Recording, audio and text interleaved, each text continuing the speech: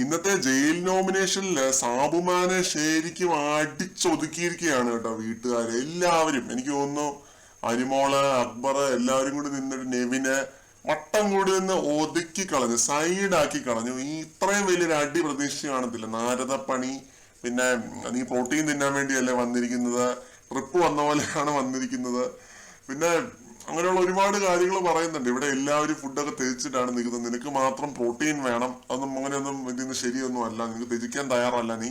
അതേപോലെ ഓരോരുത്തരും മാനിപ്പുലേറ്റ് ചെയ്യുമ്പോഴും അവരുടെ പക്ഷത്തേക്ക് നീ നിൽക്കും, ശരിയാണല്ലോ എന്നുള്ളൊരു ഡയലോഗും അടിക്കും. അങ്ങനെയൊക്കെ ഒരുപാട് കാര്യങ്ങൾ പറയുന്നുണ്ട്. നെവിനും അനിമോളും ഒക്കെയാണ് കേട്ടോ ശരിക്കും തകർത്ത് വാരുന്നത്. സാബുമാനെ പൊളിച്ചടുക്കി വിടുന്നുണ്ട്. ഏതോ ഒരു പോയിന്റിൽ സാബുവിന് ശരിക്കും പൊളിയുന്നുണ്ട്, കുരു പൊട്ടുന്നുണ്ട്. എന്റെ കള്ളത്തിനോ മാനിപ്പുലേഷനോ ഒന്നുമായിട്ട് എന്റെ അടുത്തേക്ക് വരല്ലേ അനിമോളെ എന്നൊക്കെ പറഞ്ഞ അനിമോൾക്ക് നേരെ ചാടുന്നതായിട്ട് കണ്ടിരുന്നു.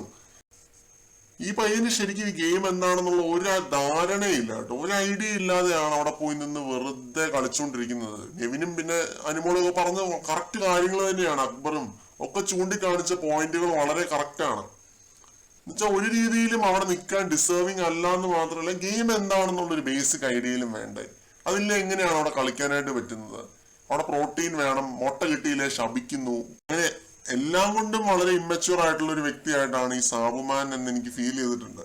ഇത് ഇമ്മച്യൂർ എന്ന് മാത്രമല്ല, ഗെയിമിനെ പറ്റി ഒരു ധാരണയില്ല. പിന്നെ ദേഷ്യപ്പെടാനും കലിപ്പ് കാണിക്കാനും ഒക്കെ ആഗ്രഹം കാണും. പക്ഷെ ഇത്രയും ദിവസം പിടിച്ചു വന്ന ആ ഒരു ക്യാരക്ടർ പോകുമല്ലോ എന്ന് ഓർത്തിട്ടായിരിക്കണം. സോഫ്റ്റ് പൊട്ടിത്തെറിയായിരുന്നു ലൈവിനകത്ത് കണ്ടത്.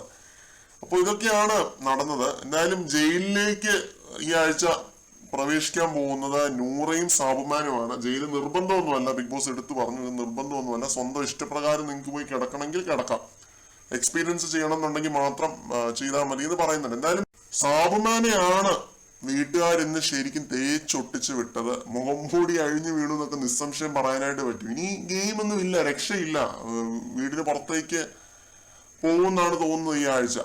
അപ്പൊ ഇതൊക്കെയാണ് കൂടുതൽ ലൈവ് അപ്ഡേറ്റ്സുമായിട്ട് വീണ്ടും കാണാം.